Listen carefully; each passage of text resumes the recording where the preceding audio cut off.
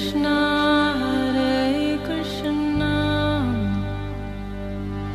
Krishna Krishna Hare Hare Hare Rama Rama Rama Hare Hare। नमस्कार, radio मानव रचना 107.8 पर श्रोताओं हाजिर हूँ मैं सरिता आपके साथ और लेकर आई हूँ कार्यक्रम आत्मदर्शन। श्रोताओं, अगर आप हमारे रेगुलर लिसनर हैं तो आप जानते होंगे कि इस कार्यक्रम के अंतर्गत हम बहुत सारे ऐसे आध्यात्मिक तथ्यों के बारे में, कथाओं, प्रसंगों के बारे में बात करते हैं जिससे बहुत सारा ज्ञान हमें प्राप्त होता है। और इस कार्यक्रम में हमेशा की तरह अपना ज्ञान हमारे साथ बांटने के लिए स्टूडियो में मौजूद हैं रागलेखा दासी जी, चरणाश्रित योगाचार्य श्रीमद भक्ति वेदांत नारायण गोस्वामी जी की शिष्या। रागलेखा दासी जी, आपका स्वागत है हमारे स्टूडियो में। हरे कृष्ण जी श्रोताओं, आजकल कार्यक्रम आत्मदर्शन में हम बात कर रहे हैं एक बहुत ही महान ग्रंथ के बारे में जिसका नाम है महाभारत। और इसके अंतर्गत बहुत सारी कथाएं, बहुत सारे प्रसंग हैं जो हम रागलेखा दासी जी से जान रहे हैं। पिछले एपिसोड में हमने जानी कच्छ और देवयानी की कथा, और इसके बाद आज के कार्यक्रम में कथा लेकर आई हैं रागलेखा दासी जी राजा शांतनु जी की। जी हाँ, कैसा रहा इनका जीवन और इनके बारे में और भी बहुत सारी बातें आज हमें रागलेखा दासी जी इस कथा के अंतर्गत बताएंगी। तो चलिए सुनते हैं रागलेखा दासी जी से। जी शाको वंश में एक महाभिष नाम के राजा थे। एक दिन बहुत से देवता, राजऋषि, जिनमें महाभिष भी थे, ब्रह्मा जी की सेवा में उपस्थित थे। उसी समय श्री गंगा जी भी वहाँ आई। वायु ने उनके श्वेत वस्त्र को शरीर पर से कुछ खिसका दिया।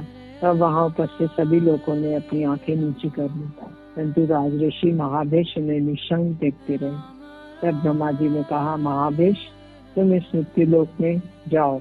जिस गंगा को तुम देखते रहे हो वह तुम्हारा अप्रिय करेगी, और तुम जब उस पर क्रोध करोगे तो वे तब इस शाप से मुक्त हो जाओगे।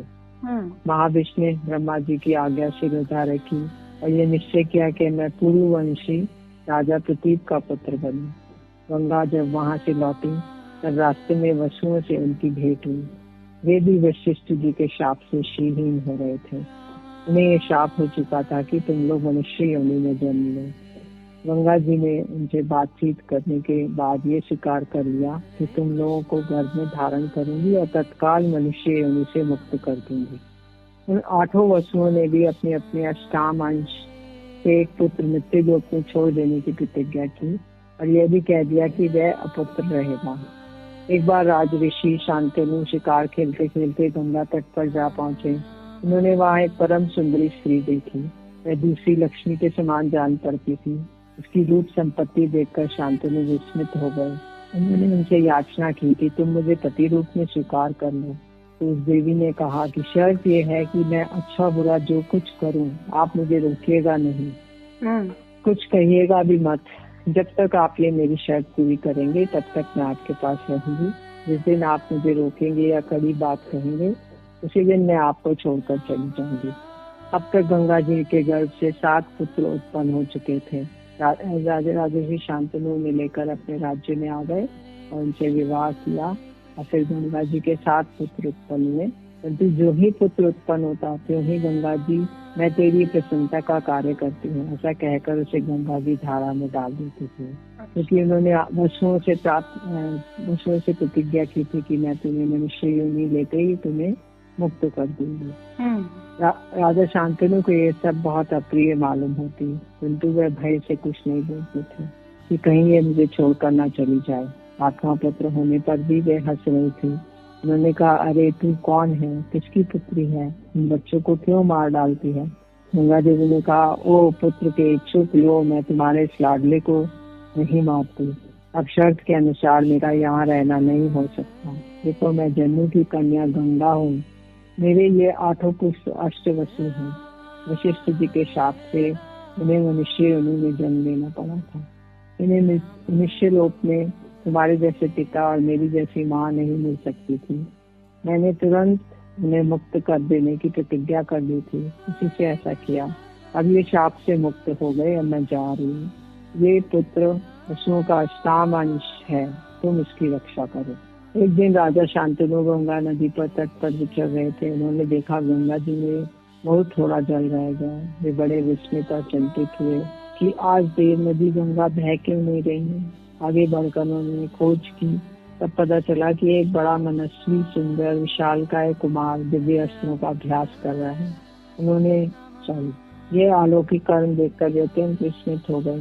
उन्होंने अपने पुत्र को पैदा होने के समय ही देखा था, इसलिए वे उसे पहचान न सके।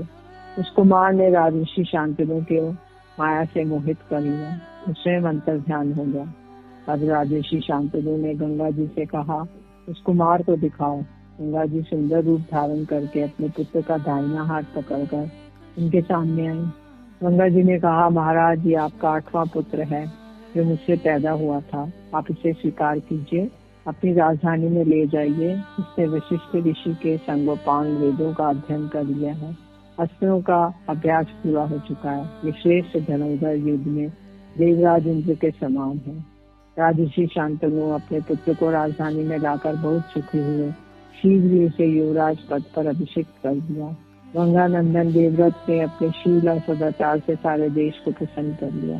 इस प्रकार बड़े आनंद से 4 वर्ष और बीत गए। एक दिन राजा शांतनु यमुना नदी के तट पर विचरण कर रहे थे। उन्हें वहाँ बहुत ही उत्तम सुगंध मालूम हुई, परंतु ये मालूम नहीं होता था कि वो कहाँ से आ रही है। उन्होंने उसका पता लगाने की चेष्टा की। वहाँ के निषाद में उन्हें देवांगना के समान कन्या दिख पड़ी।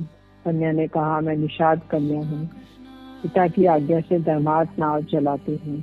उसके सौंदर्य, माधुर्य, सौगंध से मोहित होकर राजर्षि शांतनु ने उसे अपनी पत्नी बनाना चाहा और उसके पिता के पास जाकर उसके लिए याचना की। निषाद ने कहा, इसके गर्भ से जो भी पुत्र हो वही आपके बाद राज्य का अधिकारी हो और कोई नहीं हो। गंगा नंदन देवव्रत ने अपनी अलौकिक मेधा से सब कुछ सोच विचार लिया और वृद्ध मंत्री को से पूछकर ठीक ठाक कारण और निषाद की शर्त जान ली। अब देवव्रत ने बड़े बूढ़े क्षत्रियों को लेकर उनके निवास स्थान की ओर यात्रा की और वहां जाकर अपने पिता के लिए स्वयं ही कन्या मांगी। निषाद राज, मैं शपथ पूर्वक ये कहता हूँ कि इनके गर्भ से जो पुत्र होगा वही हमारा राजा होगा। निषाद राज, आज से मेरा ब्रह्मचर्य अखंड होगा। संतान न होने पर भी मुझे अक्षय लोकों की प्राप्ति होगी। उसी समय आकाश से देवता, ऋषि, अप्सराएं देवव्रत और पुष्पों की वर्षा करने लगी। सबने कहा, ये भीष्म है, इसका नाम भीष्म होना चाहिए। इसके बाद देवव्रत भीष्म सत्यवती को रथ पर चढ़ाकर हस्तिनापुर ले आए और अपने पिता को सौंप दिया। राजा शांतनु बहुत प्रसन्न हुए। उन्होंने अपने पुत्र को वर दिया, मेरे निष्पाप पुत्र, जब तक तुम जीना चाहोगे तब तक मृत्यु तुम्हारा बाल भी बांका नहीं कर सकेगी। तुमसे अनुमति प्राप्त करके ही वह तुम पर अपना प्रभाव डाल सकेगी। राजर्षि शांतनु की पत्नी सत्यवती के गर्भ से 2 पुत्र उत्पन्न हुए, चित्रांगद और विचित्रवीर्य। चित्रांगद ने युवावस्था में प्रवेश भी नहीं किया था कि राजर्षि शांतनु का स्वर्गवास हो गया। भीष्म जी ने सत्यवती की सम्मति से चित्रांगद को राजगद्दी पर बैठाया। चित्रांगद बहुत बड़ा मायावी था। उसके हाथों राजा से एक गंधर्व राज था जिसका नाम भी चित्रांगद था। वो बहुत बड़ा मायावी था। उसके हाथों राजा चित्रांगद की मृत्यु हो गई। देवव्रत भीष्म ने भाई की अंत्येष्टि क्रिया करने के पश्चात विचित्रवीर्य को राजगद्दी पर अभिषेक किया। काशी नरेश की 3 कन्याओं का स्वयंवर हो रहा है। उन्होंने माता की सम्मति लेकर अकेले ही रथ पर सवार होकर काशी की यात्रा की। उन्होंने अपने भाई के लिए बलपूर्वक हरकर कन्याओं को रथ पर बैठाया। भीष्म विजयी होकर कन्याओं के साथ हस्तिनापुर लौट आए। वहाँ उन्होंने 3 कन्याओं का विचित्रवीर्य को समर्पित कर दी और विवाह का आयोजन किया। तब काशी नरेश की बड़ी कन्या अम्बा ने भीष्म से कहा, भीष्म, मैं पहले ही मन मन राजा शल्भ को अपना पति मान चुकी हूँ। उसमें मेरे पिता की भी सम्मति है। मैं स्वयंवर में भी उन्हें ही चुनती। आप तो बड़े धर्मज्ञ हैं। मेरी ये बात जानकर आप धर्म अनुसार आचरण करें। विष्णु ने ब्राह्मणों के साथ विचार करके अम्बा को उसके इच्छा अनुसार जाने की अनुमति दे दी और शेष 2 कन्याएं अंबिका और अम्बालिका को विचित्रवीर्य के साथ ब्याह दिया। 7 वर्ष तक विषय सेवन करते रहने के कारण भरी जवानी में विचित्रवीर्य को क्षय हो गया, क्षय रोग टीबी, और बहुत चिकित्सा करने पर भी वह चल बचा। कुछ दिनों के बाद वंश रक्षा के विचार से सत्यवती ने भीष्म को बुलाकर कहा, बेटा भीष्म, तुम्हारा भाई विचित्रवीर्य इस लोक में कोई संतान छोड़े बिना ही परलोकवासी हो गया है। उन काशी नरेश के पुत्र कामिनी कन्याओं के द्वारा संतान उत्पन्न करके वंश की रक्षा करो। मेरी आज्ञा मानकर तुम्हें ये काम करना चाहिए। विष्णु ने कहा, माता आपकी बात ठीक है, किंतु आप जानती हैं मैंने आपके विवाह के समय क्या प्रतिज्ञा कर रखी थी। मैं अपनी सत्य प्रतिज्ञा छोड़ने का संकल्प भी नहीं कर सकता। विष्णु प्रतिज्ञा की पुनरावृत्ति सुनकर सत्यवती ने फिर उन्हें सलाह दी। फिर निश्चय अनुसार व्यास जी का स्मरण किया। व्यास जी ने उपस्थित होकर कहा, माता मैं आपकी क्या सेवा करूं? आवाज में सत्यवती ने कहा, बेटा तुम्हारा भाई विचित्र वीर्य निसंतान ही मर गया है, तुम उसके क्षेत्र में पुत्र उत्पन्न करो। व्यास जी ने स्वीकार करके अंबिका से धृतराष्ट्र, अंब्यालिका से पांडु को उत्पन्न किया। जब अपनी अपनी माता के दोष के कारण धृतराष्ट्र अंधे और पांडु पीले हो गए, तब अंबिका की प्रेरणा से उसकी दासी ने व्यास जी के द्वारा ही विदुर को उत्पन्न किया। महात्मा मांडव्य के शाप से धर्मराज ही विदुर के रूप में अवतीर्ण हुए थे। जी, तो श्रोताओं बहुत ही खूबसूरत ये कथा हम जान रहे हैं। राजा शांतनु की कथा जानी, उसके बाद किस तरह से भीष्म का जन्म हुआ और कैसे आगे सत्यवती के पुत्रों के बारे में भी ये कथा हम जान रहे हैं और आगे भी इस कथा को हम जानेंगे। लेकिन अभी सुनते हैं प्यारा सा भजन, फिर लौट कर आते हैं। आप सुनते रहिए रेडियो मानव रचना 107.8 पर कार्यक्रम आत्मदर्शन। Feel good, feel live.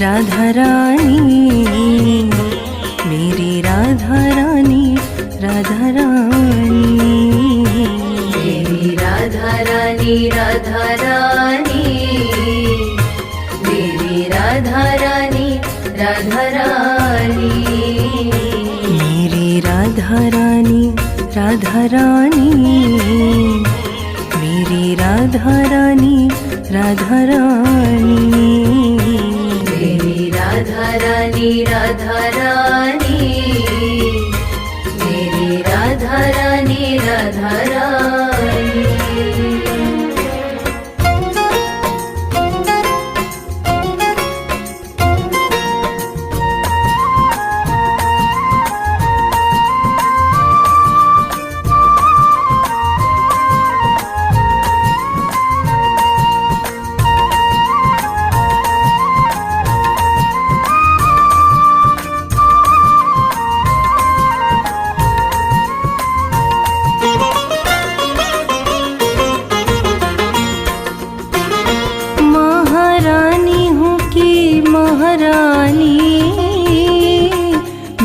Radha रानी, राधा रानी, महारानी हूँ की महारानी, मेरी राधा रानी, राधा रानी, महारानी हूँ की महारानी, मेरी राधा रानी, राधा रानी,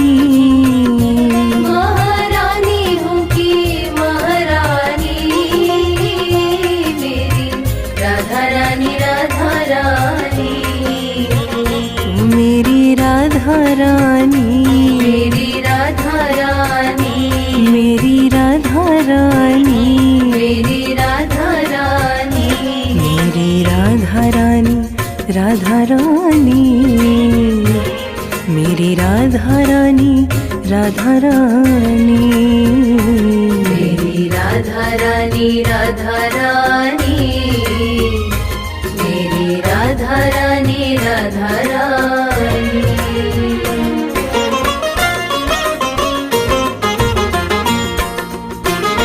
श्री वृंदावन ठाकुरानी, मेरी महारानी, राधा रानी, श्री वृंदावन ठाकुरानी,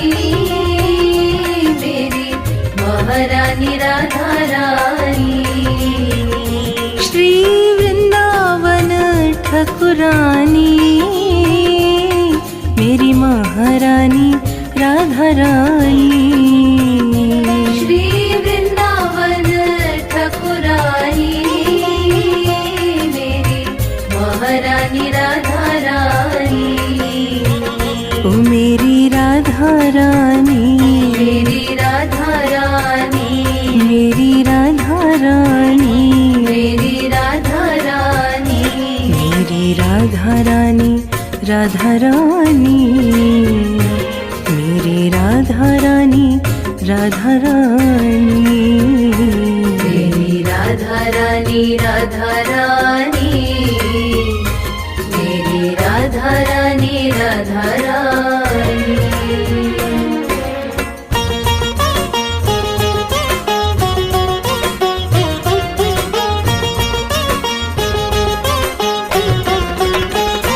गुरु की कृपा ते जानी, तू ही मेरी राधा रानी। गुरु की कृपा ते जानी, तू ही मेरी राधा रानी। गुरु की कृपा ते जानी, तू ही मेरी राधा रानी। गुरु की कृपा ते जानी, तू ही मेरी राधा रानी।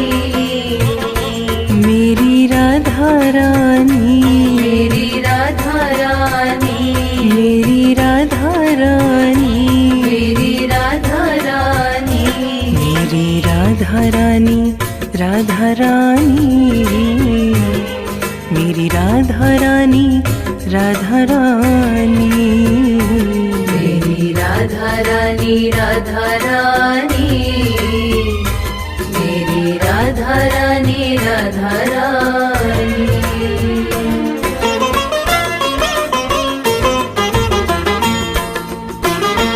है कृपालु अति ठकुरानी, मेरी महारानी राधा रानी। है कृपालु अति ठकुरानी, मेरी महारानी राधा रानी। है कृपालु अति ठकुरानी, मेरी महारानी राधा रानी। है कृपालु अति ठकुरानी, मेरी महारानी राधा रानी। मेरी राधा रानी, मेरी राधा रानी, मेरी राधा रानी, मेरी राधा रानी, मेरी राधा रानी राधा रानी, मेरी राधा रानी राधा रानी। मेरी राधा रानी राधा रानी, मेरी राधा रानी राधा रानी। ओ मेरी राधा रानी, मेरी राधा रानी, मेरी राधा रानी, मेरी राधा रानी, मेरी राधा रानी राधा रानी, मेरी राधा रानी राधा रानी, मेरी राधा रानी राधा रानी, मेरी राधा रानी राधा रानी। ओ मेरी राधा रानी राधा रानी, मेरी राधा रानी राधा रानी। हरे कृष्णा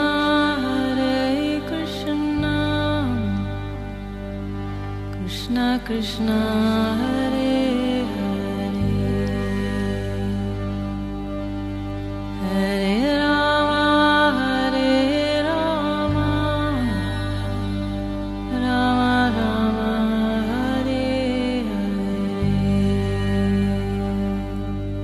स्वागत है श्रोताओं आप सभी का एक बार फिर रेडियो मानव रचना 107.8 पर। मैं हूं सरिता आपके साथ। कार्यक्रम है आत्मदर्शन जिसके अंतर्गत महाभारत में समाहित बहुत सारी कथाओं और प्रसंगों को हम राग लेखादासी जी से जान रहे हैं। और आज की इस कड़ी में हम राजा शांतनु की कथा जान रहे हैं, किस तरह से गंगा जी से उनका विवाह हुआ, कैसे जो है उनके पुत्र हुए और सभी गंगा में समर्पित हो गए, और अंत में भीष्म का जन्म हुआ, फिर कैसे उनका पुनः विवाह हुआ सत्यवती से, और उसके आगे उनके पुत्रों की कथा और उसके आगे की भी उनकी पुत्र वधुओं की कथा हम जान रहे हैं। तो चलिए आगे बढ़ते हैं, राग लेखादासी जी इसको आगे जारी करें जी। इसी संदर्भ में मांडव्य एक यशस्वी ब्राह्मण थे।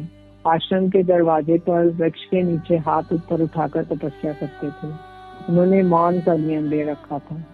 उन दिनों एक दिन कुछ लुटेरे लूट का माल लेकर आए। बहुत से सिपाही उनका पीछा कर रहे थे, इसलिए उन्होंने मांडव्य ऋषि के आश्रम में लूट का सारा धन रख दिया और वहीं छिप गए। सिपाहियों ने आकर मांडव्य से पूछा कि लुटेरे किधर से भागे, शीघ्र बतलाइए, हम उनका पीछा करेंगे। मांडव्य ने उनको कुछ भी उत्तर नहीं दिया। राज कर्मचारियों ने उनके आश्रम की तलाशी ली, उसमें धन और चोर दोनों मिल गए। सिपाही ने मांडव्य मुनि और लुटेरों को पकड़कर राजा के सामने उपस्थित किया। राजा ने विचार करके सबको शूली पर चढ़ाने का दंड दिया। मांडव्य मुनि शूली पर चढ़ा दिए गए। बहुत दिन बीत जाने पर भी बिना कुछ खाए पिए वे शूली पर बैठे रहे, उनकी मृत्यु नहीं हुई। राजा ने मांडव्य मुनि के पास आके प्रार्थना की कि मैंने अज्ञानवश आपको बड़ा अपराध किया, आप मुझे क्षमा कीजिए, मुझ पर प्रसन्न होइए। मांडव्य ने राजा पर कृपा की, उन्हें क्षमा कर दिया। वे शूली पर से उतारे गए, क्योंकि शूली पर भी अगर कोई जिसकी मृत्यु ना हो तो मतलब वो कोई ऋषि मुनि है। जी जी। जब बहुत उपाय करने पर भी शूल उनके शरीर से नहीं निकल रहा था, तब वे काट दिए गया। गड़े हुए शूल के साथ ही उन्होंने तपस्या की और दुर्लभ लोक प्राप्त किए। महर्षि मांडव्य ने धर्मराज की सभा में जाके पूछा, मैंने अनजाने में ऐसा कौन सा पाप किया जिसका ये फल मिला? धर्मराज ने कहा, आपने एक छोटे से पतंगे की पूंछ में सींग गड़ा दी थी, इसी के फलस्वरूप ऐसा हुआ। जैसे थोड़े से दान का अनेक गुना फल मिलता है, थोड़े से अधर्म का भी अनेक गुना फल मिलता है। धर्मराज ने कहा, बचपन में। मांडव्य ने पूछा, मैंने कब किया? धर्मराज ने कहा, बचपन में। तो इस पर मांडव्य जी बोले कि 12 वर्ष की आयु अवस्था तक तो जो कुछ करता है उसे अधर्म नहीं होता, क्योंकि मैंने अधर्म का उसे ज्ञान ही नहीं रहता बालक को। तब तुमने छोटे अपराध का बड़ा दंड दिया है। इसी अपराध के कारण मांडव्य ने शाप दिया और धर्मराज शूद्र योनि में विदुर के रूप में उत्पन्न हुए। अब धृतराष्ट्र का विवाह और पांडु की दिग्विजय। धृतराष्ट्र, पांडु और विदुर के जन्म से कुरुवंश, कुरु जांगल देश और कुरुक्षेत्र तीनों की ही बड़ी उन्नति हुई। अन्न की उपज बढ़ गई। समय समय पर अपने आप वर्षा होने लगी। वृक्षों में बहुत से फल फूल लगने लगे। भीष्म बड़ी लगन से धर्म की रक्षा करते थे। भीष्म बड़ी सावधानी से राजकुमारों की रक्षा करते थे। सबने अपने अपने अधिकार अनुसार अस्त्र विद्या और शास्त्र ज्ञान संपादन किया। सबने गद्य शिक्षा, नीति शास्त्र का अध्ययन किया। मनुष्यों में सर्वश्रेष्ठ धनुर्धर थे पांडु और सबसे अधिक बलवान थे धृतराष्ट्र। विदुर के समान धर्मज्ञ और धर्मपरायण तीनों लोकों में कोई नहीं था। धृतराष्ट्र जन्म से अंधे थे और विदुर दासी के पुत्र, इसलिए वे दोनों राज्य के अधिकारी नहीं माने गए। पांडु को ही राज्य मिला। भीष्म ने सुना, गांधार राज सुबल की पुत्री गांधारी सब लक्षणों से संपन्न है। उसने भगवान शंकर की आराधना करके 100 पुत्रों का वरदान भी प्राप्त कर लिया। तब भीष्म ने गांधार राज के पास दूध भेजा। पहले तो सुबल ने अंधे के साथ अपनी पुत्री का विवाह करने में बहुत सोच विचार किया, परंतु विचार करके विवाह करने का निश्चय कर लिया। जब गांधारी को ये बात मालूम हुई कि मेरे भावी पति नेत्रहीन है, तब उसने एक वस्तु की कई तय करके उसे अपनी आंखों पर बांध ली। विष्णु की अनुमति से विवाह कार्य संपन्न हुआ। स्वयंवर में कुंती ने वीरवर पांडु को जयमाला पहना दी। अंत में उनके साथ विधि पूर्वक विवाह हुआ। तो कुंती जी थी कुंती भोज की पुत्री, उनका स्वयंवर हुआ था, उसमें पांडु जी के साथ इनका विवाह हुआ। महात्मा विष्णु ने पांडु का एक और विवाह करने का निश्चय किया। उनके कहने पर शल्य ने प्रसन्न चित्त से अपनी यशस्विनी और साध्वी बहन माद्री उन्हें दे दी। धर्मात्मा पांडु उन दोनों स्त्रियों के साथ आनंद से रहने लगे। फिर राजा पांडु ने पृथ्वी पर दिग्विजय की ठानी। सबने पराजित होकर उन्हें पृथ्वी का सम्राट स्वीकार किया। साथ ही मणि माणिक्य, मुक्ता, प्रबाल, सोना, चांदी, गाय, घोड़े, रथ आदि भी भेंट में दिए। पांडु ने सारा धन भीष्म और दादी सत्यवती को भेंट किया। माता के आनंद की सीमा न रही। विष्णु ने सुना कि राजा देवक के यहाँ एक सुंदर और युवती दासी पुत्री है। उन्होंने उसे मांगकर परम ज्ञानी विदुर जी के साथ विवाह कर दिया। उनके घर से विदुर के समान ही गुणवान कई पुत्र उत्पन्न हुए। एक बार महर्षि व्यास हस्तिनापुर में गांधारी के पास आए। गांधारी ने सेवा शुश्रूषा करके उन्हें बहुत ही संतुष्ट कर लिया और उन्होंने उनसे वर मांगने को कहा। गांधारी ने अपने पति के समान ही बलवान 100 पुत्र होने का वर मांगा। इस समय पर उसके गर्भ रहा और वह 2 वर्ष तक पेट में ही रुका था। इस बीच में कुंती के गर्भ से युधिष्ठिर का जन्म हो चुका था। स्त्री स्वभाववश गांधारी घबरा गई और अपने पति धृतराष्ट्र से छिपाकर इसने गर्भ दोहरा दिया। उसके पेट से लोहे का गोले के समान एक मांसपिंड निकला। 2 वर्ष पेट में रहने के बाद भी उसका ये कड़ापन देखकर गांधारी ने उसे फेंक देने का विचार किया। भगवान व्यास अपनी योग दृष्टि से सब जानकर झटपट उनके पास पहुंचे और बोले, ओ सुबल की बेटी, तू ये क्या करने जा रही है? गांधारी ने महर्षि व्यास की सारी बात सच कह दी। व्यास जी ने कहा, गांधारी मेरा वर सत्य होगा। तुम झटपट 100 कुंड बनवा कर उसे घी से भर दो और सुरक्षित स्थान में उसकी रक्षा का विशेष प्रबंध कर लो तथा इस मांस पिंड पर ठंडा जल छिड़को। जल छिड़कने पर इस पिंड के 100 टुकड़े हो गए। प्रत्येक टुकड़ा एक अंगूठे के पोरवे के बराबर था। जब सब टुकड़े कुंडों में रख दिए गए तब उन्होंने कहा कि इसको 2 वर्ष के बाद खोलना। समय आने पर उन्हीं मांस पिंडों में से दुर्योधन पहले आए और फिर उसके बाद गांधारी के अन्य पुत्र उत्पन्न हुए। दुर्योधन का जन्म होने के पहले युधिष्ठिर का जन्म हो चुका था। जिस दिन दुर्योधन का जन्म हुआ उसी दिन परंपरा प्रेमी भीमसेन का जन्म हुआ। दुर्योधन के जन्म से ही गधे की भांति देखने लगा। उसका शब्द सुन के गधे, गीदड़, गिद्ध, कौवे भी चिल्लाने लगे। आंधी चलने लगी और कई स्थानों में आग लग गई। ब्राह्मणों के साथ विदुर जी ने कहा, राजन, आपके इस ज्येष्ठ पुत्र के जन्म के समय जैसे अशुभ लक्षण प्रकट हो रहे हैं। इनसे ये मालूम होता है कि आपका ये पुत्र कुल का नाश करने वाला होगा, इसलिए इसे त्याग देने में ही शांति है। इसका पालन करने पर दुख उठाना पड़ेगा और यदि आप कुल का कल्याण चाहते हैं तो 100 में एक कम ही सही ऐसा समझकर इसे त्याग दीजिए। कुल के लिए एक मनुष्य का, ग्राम के लिए कुल का, देश के लिए ग्राम का, आत्म कल्याण के लिए सारी पृथ्वी का भी परित्याग कर दे सकते हैं। पुत्र स्नेहवश राजा धृतराष्ट्र ने दुर्योधन को नहीं त्याग सके। उन्होंने 101 टुकड़ों में 100 पुत्र और 1 कन्या उत्पन्न हुई। धृतराष्ट्र ने समय पर योग्य कन्याओं के साथ सबका विवाह कर दिया। दुशाला का विवाह समय आने पर राजा जयद्रथ के साथ हुआ। जी, तो श्रोताओं, ये बहुत ही सुंदर प्रसंग हम जान रहे हैं कि किस तरह से जो है धृतराष्ट्र का विवाह हुआ गांधारी से, फिर पांडु जी का विवाह हुआ पहले कुंती से, फिर शल्य की बहन माधवी से, और फिर किस तरह से जन्म हुआ कौरवों का। दुर्योधन और उनके जो अन्य भाई हुए, 100 पुत्रों का वर जो है मांगा था। एक कन्या भी उत्पन्न हुई और कुंती से भी युधिष्ठिर का जन्म हो चुका है। इसके आगे और भी जो इनके भाई, इनकी कथाओं को हम जानेंगे, लेकिन अगले एपिसोड में, क्योंकि अभी वक्त हुआ है आप लोगों से इजाजत लेने का। तो रागलेखा दासी जी, आपका बहुत बहुत शुक्रिया हमारे स्टूडियो में आने के लिए। हरे कृष्ण। तो श्रोताओं, आज के कार्यक्रम में बस इतना ही। अगले एपिसोड में महाभारत के अंतर्गत इन प्रसंगों को और भी जानेंगे, लेकिन आज के लिए हमें दीजिए इजाजत और आप सुनते रहिए रेडियो मानव रचना 107.8